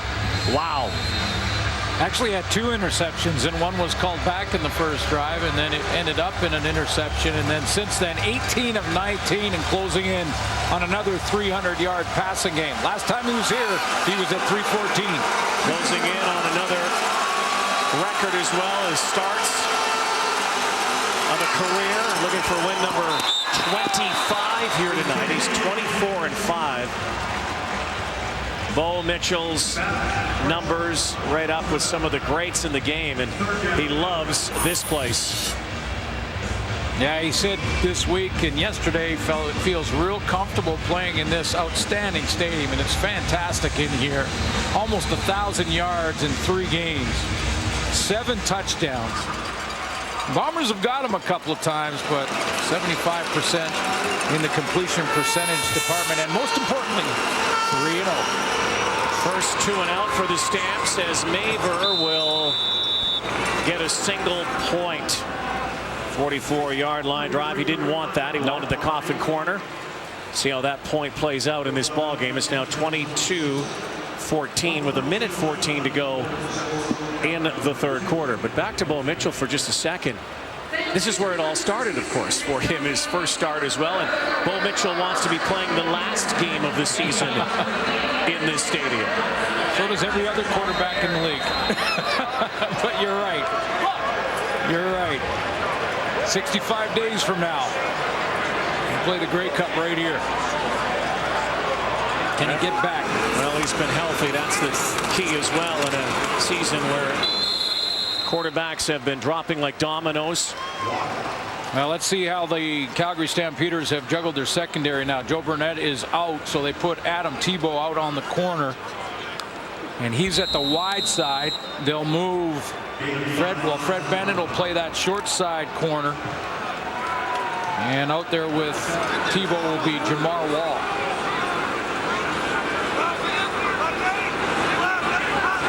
Second and 5. Here's the rush. Darvin Adams. Have not heard from him since that first drive. 3 straight catches, touchdown, and his first catch since that drive. And getting second in manageable situations, you can run these type of plays. It's just tough for even a veteran like Fred Bennett to get too tight on a guy like Darvin Adams. Adams scored that first touchdown. Winnipeg had an early 7-0 lead. Calgary responded. Now Winnipeg trying to get back. Nichols is going down. And the Stamps steering their way to another sack here on the final play of the third quarter. 3 times now they get to him. This time Freddie Bishop nails Matt Nichols. 22-14 Stamps. Calgary Stampeders trying to get to double-digit wins once again, have a 22-14 lead after 3 quarters, holding the Bombers scoreless in that third quarter. Here's a couple of significant stat numbers that don't fare well for the Blue Bombers. The Calgary Stampeders, when leading after 3 quarters, are 7-0. The Blue Bombers, when trailing after 3, 0-7. Yeah, they got to just put those numbers aside. This is a big quarter for the Winnipeg Blue Bombers. They've got the Edmonton Eskimos next week. It doesn't get any easier, and they've got to try to win this game, get back in that playoff hunt. Big quarter for Bo Levi Mitchell and that offense for the Calgary Stampeders, and the Winnipeg defense has not figured out the combination of Marquay McDaniel and John Cornish just yet. 2 and outs have hurt the Blue Bombers in this second half, however, as we begin this fourth quarter. 2nd and 18 after the sack. Nichols now, sideline, looking for Colehurt. Aaron toss, and Colehurt couldn't bring it in. He would have been short anyway, and so Lirim Hajrullahu again. And we'll see if Matt Nichols can, as this fourth quarter goes on here, to see if he can go after some of the replacements. Adam Tebow out at the wide side corner in the Calgary secondary. It's kind of tough to get an ISO out there because it's a ways away from the formation, but they can run a bunch and some other offensive sets to try and get that matchup. Lamar Durant's now returning kicks. We should tell you that Joe Burnett did leave on a cart and went to the locker room, so he's obviously done for the game, and hopefully not too much longer for the Calgary Stampeders as their injury list grows. But Stamps have a chance to get to 10 wins here, and the kind of night Bo Mitchell has had, not only throwing the football, but the play calling, but managing his offense. Long drives, clock-chewing drives here tonight. Kept the Bomber defense on the field a lot. Here he goes again. Anthony Parker on a slant. Lamont Washington nails him. Late flag down here. There is a flag. Right way down. Right by the Bomber bench.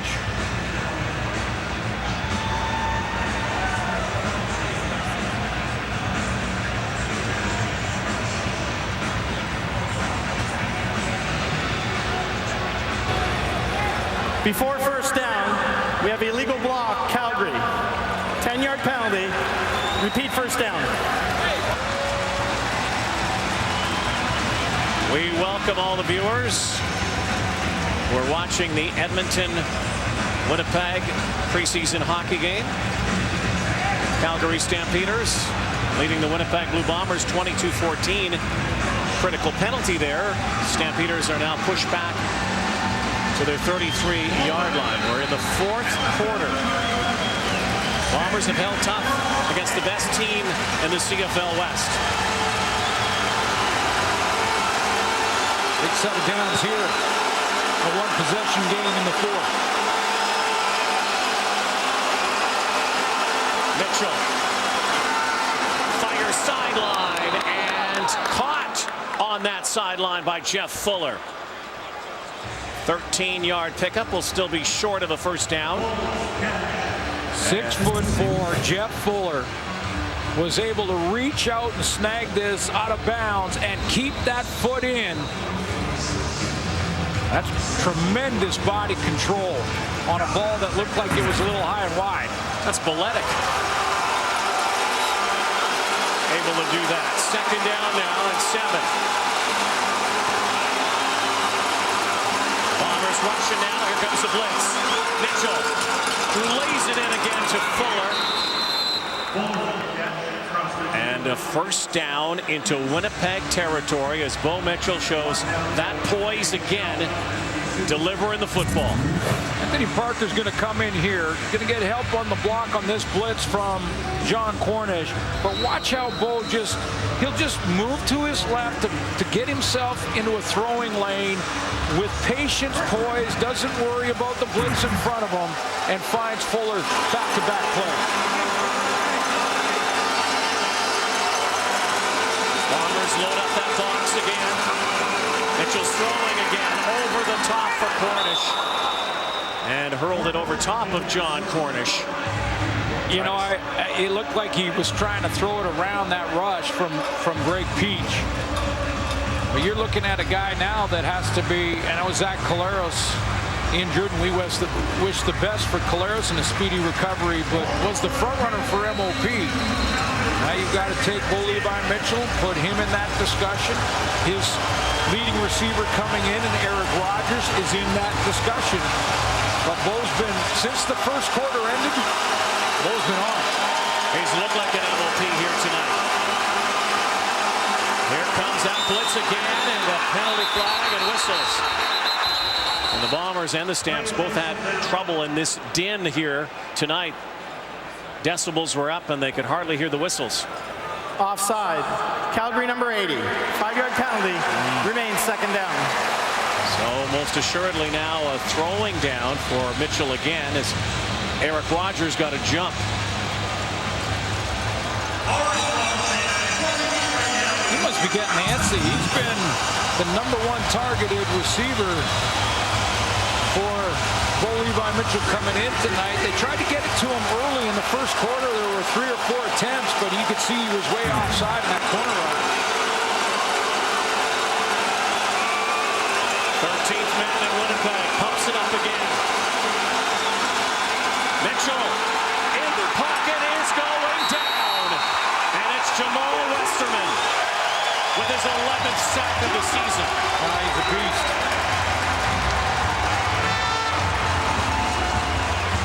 That's 2 tonight. And he now has 11. Going to be, again, moving him around.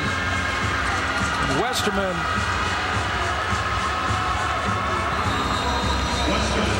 Look at that straight push. Just splits. Laying right beside Darryl Johnson. And they get the push, and he gets a sack. Big kick by Maver. Studemeyer now trying to kick it outside. Might have something here. Studemeyer locked down at the 27. 46-yard boot. 8-point game. Everybody there is the CFL sack leader. In Winnipeg. There's a hold on that last return, and it's a long field for the Blue Bombers. Nichols has to orchestrate here to Nick Moore. Get out of this hole. Bomber offense has not had the momentum it had in that first half. Well, they started out with the great drive to Darvin Adams. 3 completions in a row, and one of them was that deep post. So Marcel Belfay in that first quarter, a little bit of a deep threat, and hasn't been able to get it done since then. A lot of 2-and-outs. This time they get a first down, and they have been held off the scoreboard in this second half. So it's up to you, Matt Nichols. Numbers nowhere near that first half. That's that good start in the first quarter. A couple good drives there in that first half. And second half, the Calgary Stampeders defensively have made adjustments. Double tight end package. Now Nichols just throws it to the Bomber bench. Didn't have a receiver over here. I think he wanted to give it to Marshall there. And they're talking about it going back to the huddle, and Cameron Marshall saying, oh, was that supposed to be straight run? Because when Nichols turned around, he did not have a receiver running a route on the short side of the field and had to throw it away. Matt Nichols, third start for the Blue Bombers since the trade from Edmonton. Had his first win 2 weeks ago. Lost last week in Montreal.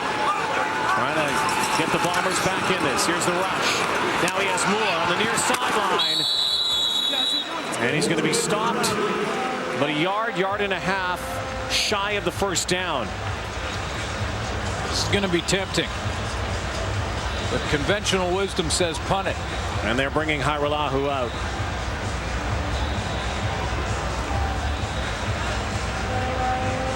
Team that's got to be desperate to get back in the playoff fight. Nothing would help that cause better than to try and upset the team with the best record in the league. And that would be tempting to go for it there, but I think this is the right decision by Michael O'Shea. Lamar Durant, his first CFL touchdown earlier tonight. Wrapped up quickly downfield. This guy's been the secret weapon tonight. Always flying under the radar. Bombers don't have an answer for Markway McDaniel. Calgary leads 22-14. Fan right in the middle of the Bomber fans. Stamps leading right now, and Mark Jordan with his first catch.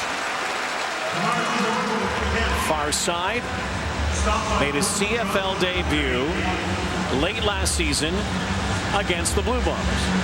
Only his second game, and that's his second catch. So 2nd and 9 now. The Bombers in need of a stop. You just get a feeling if the Stamps can use up more of the clock here and take it to the end zone, the Bombers may not have an answer. They've had 6 straight punts now. Offense getting no traction. Mitchell stands in and into a seam, and it is caught. What a catch. That's what he does. Eric Rogers with another beauty.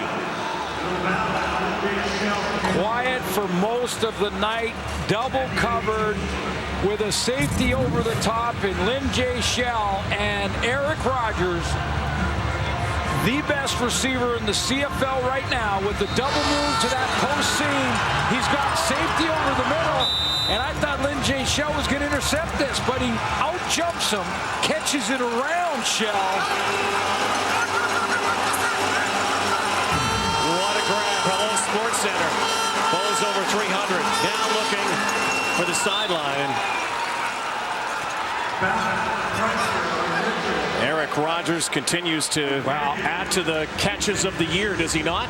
It's remarkable. I mean, leading in all categories, as we mentioned, and has a nose for the end zone. And I asked him about it. I called him this week, talked to him, wrote an article about it on tsn.ca about the best receiver. We can drop the qualifiers right now, like he's in the top 10, he's one of the best, all these things. Hey, with all due respect to the SJ Greens and the rest of the pack, Eric Rogers is the best receiver in the league right now. Well, the numbers are backing that up.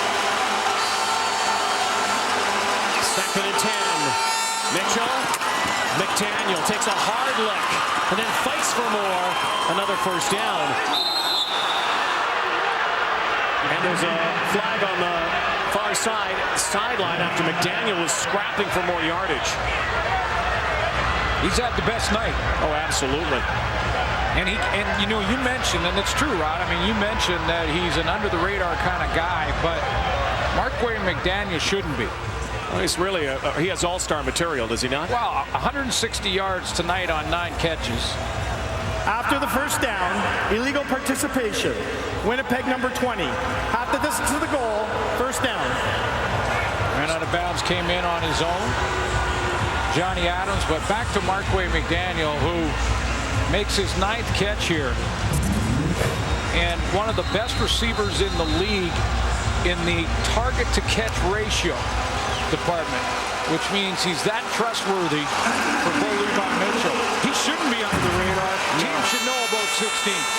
Well, you might see 16 again here. Cornish bounces back and dropped for a loss. Big play. Gerald Johnson in on the play and a bunch. The Bombers could come up with another one here. It's almost mandatory. They cannot give up a touchdown at this stage of the ball game.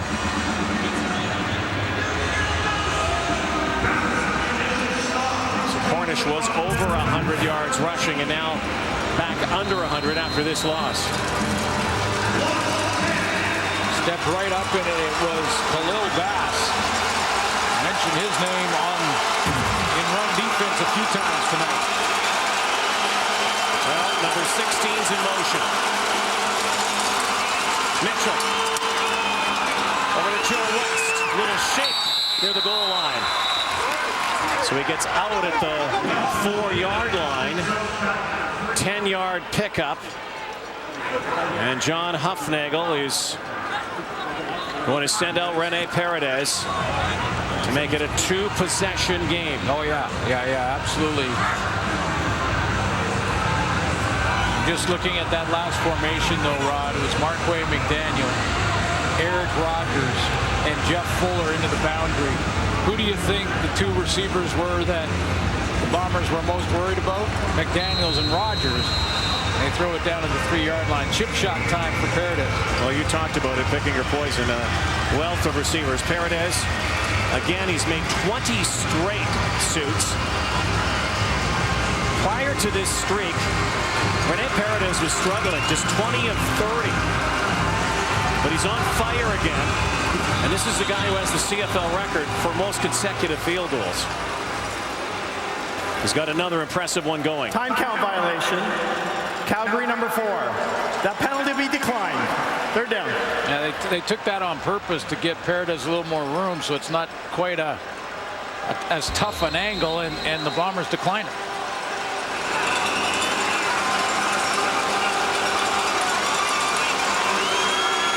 Right near the 10-yard line, Drew Tate the hold. Rene Paredes has made 21 for his last 21, and we got a bit of a scrap up there as well. 2-possession ball game. Calgary leads 25-14, and wow. Eric Rogers could have the highlight of the night.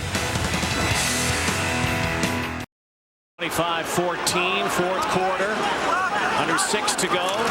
Still time, but they've only had 46 yards offense in the second half. Matt Nichols, who was running hot in the first half, has been stone cold. Now, they tried to go change motion, the Bombers did here, to get Clarence Denmark in the one-on-one on Adam Tebow, who has replaced Joe Burnett at the wide side corner position. He was open initially, and Matt Nichols just missed him. I'll give the Calgary D a lot of credit for that number as well, forcing the Bombers into 6 Lirim Hajrullahu punts in this second half. Finally, for the Bombers, a big play. Rory Colhart stretches it out near the midfield stripe. First time, I think, tonight that he's been targeted, and that's outstanding that Rory Colhart could maintain his concentration without being used much all game long, but in a key moment in traffic, make a tough catch and move the chains. Adams and Colhart, the wideouts. Nichols looks over the middle. He's swarmed and he is sacked. And a big one by Brandon Boudreau. Absolutely unloaded on Matt Nichols. Micah Johnson and Brandon Boudreau on the stunt here. There's going to be one this way and one on the X here. And Boudreau comes clean inside, just not picked up by Patrick Neufeld.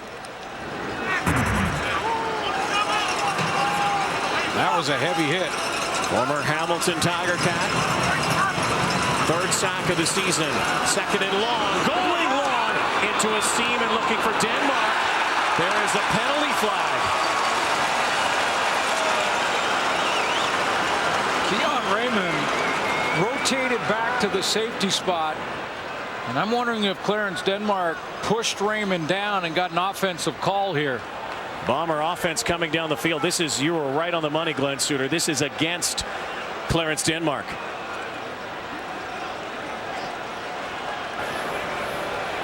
Offensive pass interference. Winnipeg number 89. That penalty is declined. Third down. See how Jamar Wall's playing the outside shoulder of Denmark? You know why he's doing that? Because he knows he's got Keon Raymond in the middle to help him on that rotation. Durant from his 20. Brought down at the 25. So the Bomber defense needs a couple of big plays here. Calgary can put the sails up soon if they can eat up more of this score clock. 3:57 to go. John Cornish was over 100 yards, lost some yards. He's back down to 98, but these are the kind of numbers we expect from John Cornish. This is the time of game where the O-line can take control. It can be Cornish time. You run down the clock if you're Calgary, chew it up, and you go home with a road win.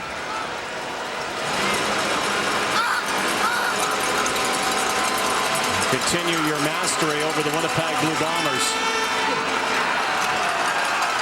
They know it's going to number 9, Maurice Leggett. The loss of 5. 3.5 is timeout. Winnipeg. Winnipeg uses a timeout wisely here, knowing that the 3-minute warning is close by.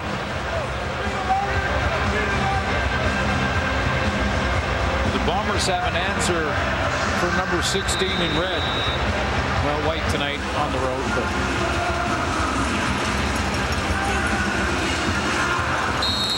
Marquay McDaniel having a monster game. Bo Mitchell putting up huge numbers. Guy who has been a 1,000-yard receiver in the CFL. That's his play, do the talking. Cornish wrapped up, ripped down. And that will bring out Rob Maver in a very critical 2-and-out for the Winnipeg Blue Bomber defense. yeah, not only a 2-and-out, Rod, but a 2-and-out where they pushed Calgary back in back-to-back losses. Inside of the 3-minute warning, Maver's going to have to kick from his goal line. So they get the 2-and-out, but they also chew up some field position here and give Matt Nichols some good field position to start this next drive.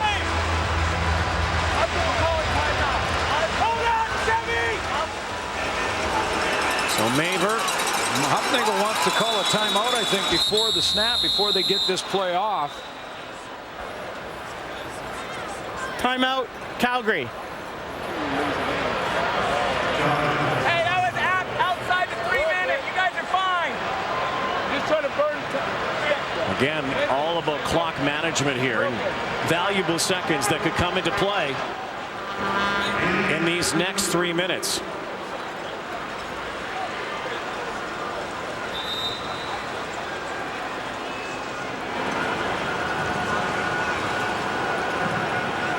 Final play before the 3-minute warning is upon us. 11-point lead, Calgary. Chance to sweep the season series against the Blue Bombers.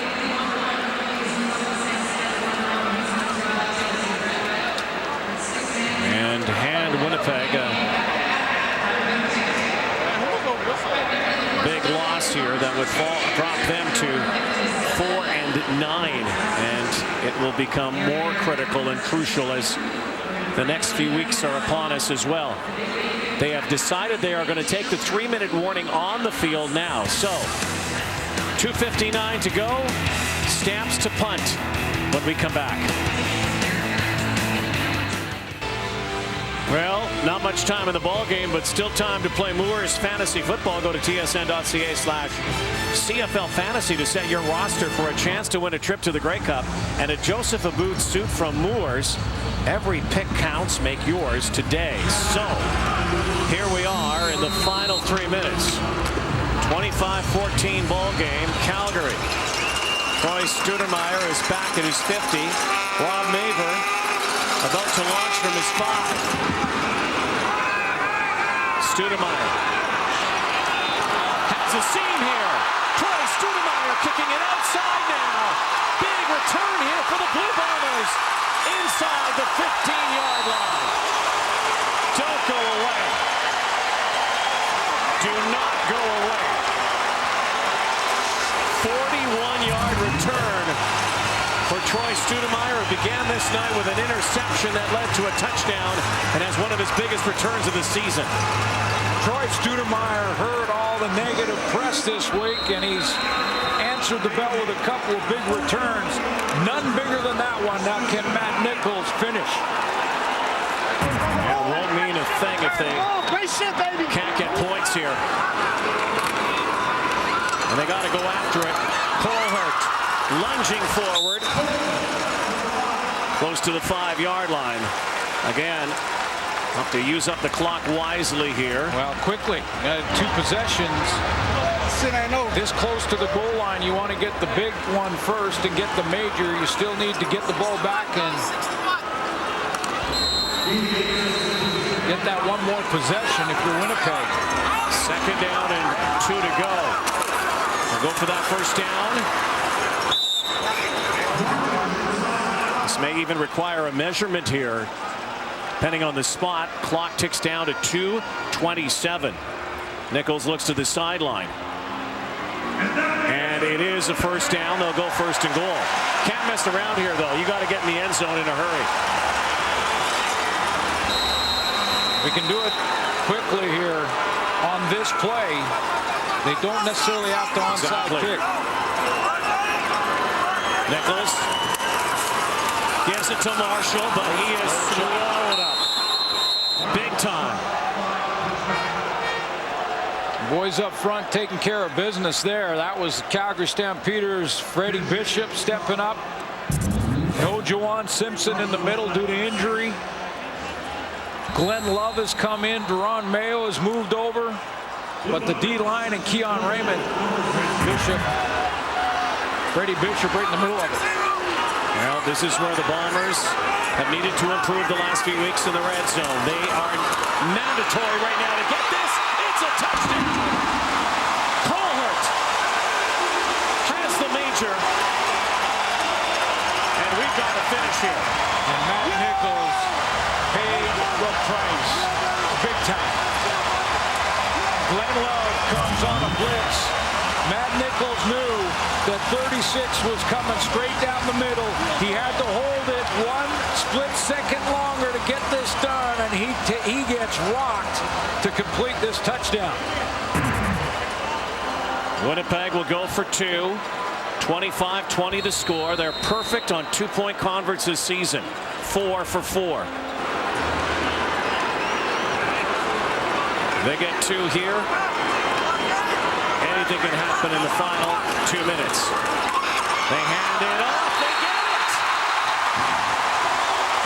Okay. Don't go away. 1:54. So Right in that area. And Michael O'Shea could kick this off deep. Try and get the quick 2-1 out. Good second effort there from Cameron Marshall. Not to be denied on the 2-point convert, one they had to have. So this game starting to resemble the first game these teams played this season. And the Stamps won 26-25. Boy, that play for the touchdown to Rory Colhart. Colhart gets to the middle. Nichols holds on, takes the hit. I just saw in the huddle Michael O'Shea, the head coach, talking to Ian Wild. Ian Wild going through the lineup and talking to some of the players. He's lined up on the right side of the kickoff team here.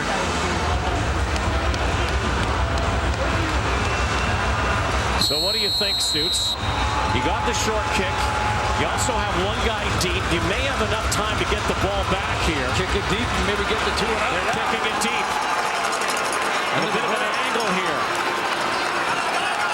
Trying to pin Eric Rogers and the Stampeders. They just want to recover now.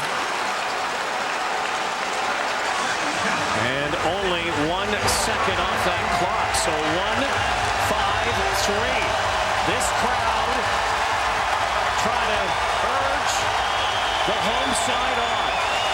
Troy Studemeyer's return has given the Bombers a chance.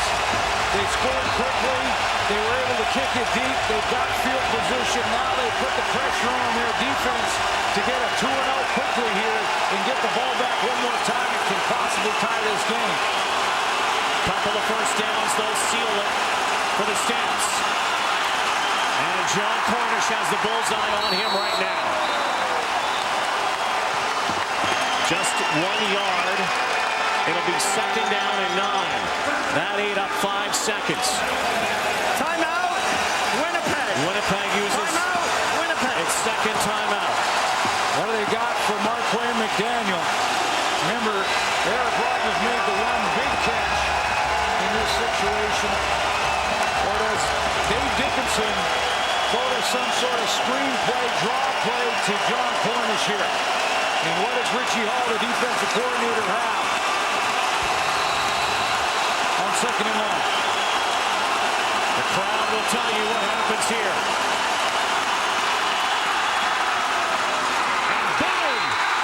Cornish hit hard. And short of the first down. And Winnipeg will get the football back. Pressure here from Sam Hurl.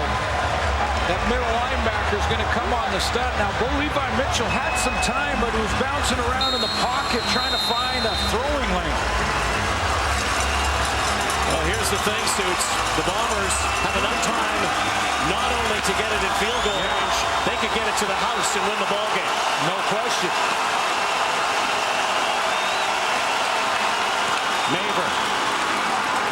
Studermeyer. It's been good tonight. Cloud over at the 50. 1:17 to go. Good field position for the Blue Bombers. A chance not only to tie it, but perhaps even win it.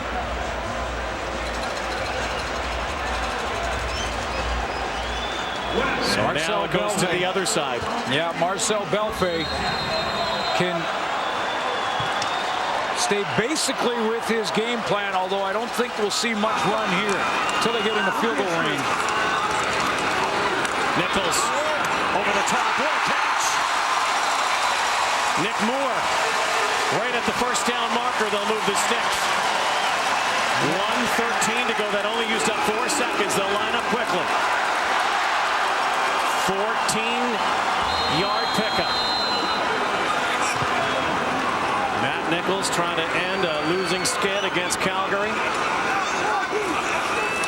Here's the blitz again. There's the football. And dropped by Bastian. There was a little bit of second, like the officials took their a second there to see if he caught that or not. But I don't think he did. He's the outside receiver. One he should have had. Juggled it there, and no, pinned it to the ground. Correct call made, second and long. Out of field goal range right now for Matt Nichols.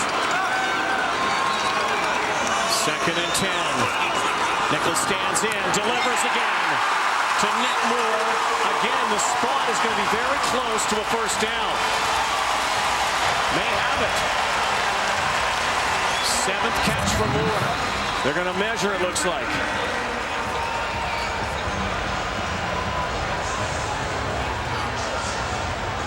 Well, the measurement will also give the Blue Bombers a chance to huddle up here. Maybe call 2 plays in the huddle. Matt Nichols can say, okay, if this is a first down, we're going to go on this play on first down and then call a second down play, get on the line of scrimmage quick. Are they? Oh, look at that by the nose of a football. 3rd down, so you've got to get the first down here. Obviously, it's going to eat up a little bit more of the clock. So they'll line up quickly. 3rd and inches.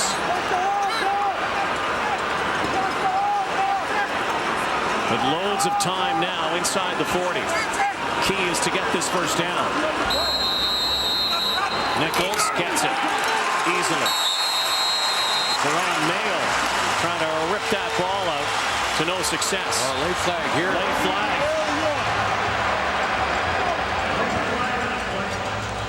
And it'll be likely a major foul the way that flag was thrown. Procedure. No. Winnipeg, no end. Wow. 5-yard penalty. That was a really late flag, and it wasn't. So now it's 3rd down. And it's going to be 5 yards to go, and they're going to have to bring Hairolahu out now to kick a field goal to tie. His longest this season, 53. One of the biggest kicks of his young career right here from the 50. With 50 seconds to go. Ryan Braun to hold. Hairolahu puts it down and puts it up, and it is no good.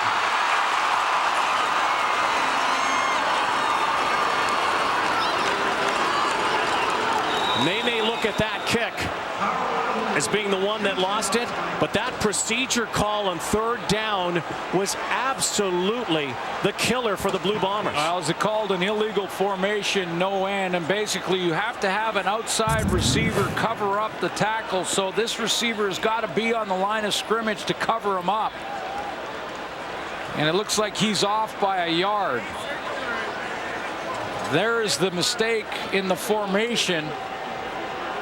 And now that pushes it back 5 more yards, and Hairolahu pushes it right, and it's about 3-4 yards away from tying this game. So disappointed Bomber faithful heading to the exits now. 39 to go. Blue Bomber team that is going to suffer its 9th loss. And if it was a desperate team coming in, it is a real desperate team now. And some frustrations here. Damon Washington getting into it. Well, could have a couple players of the game for the Calgary Stampeders, but here is our Nissan Titan player of the game, and Mr. Under the Radar was over the moon. Marquay McDaniel, start to finish, just eating up yards, close to 200 on the night. It was a nice combination between he and Cornish. He had 159 total. Marquay McDaniel. Nice balance between Cornish and McDaniel. They didn't have an answer for him. Well, a Calgary team that's going to get another season of double-digit wins and counting, moving to 10-3.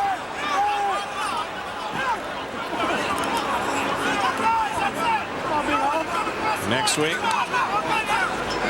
Calgary heads to Steel Town. Grey Cup rematch, and again, tempers flaring here at the final gun. Calgary was under the gun. Winnipeg had a chance to tie, maybe even win. Costly penalty and the leg going for the Blue Bombers. And they get swept by John Hufnagel and the Calgary Stampeders, who are now 10-3 on the season. The final here in Winnipeg tonight. Calgary 25, the Blue Bombers 23. A season sweep for the Calgary Stampeders over the Big Blue. Good night, everybody, from Winnipeg.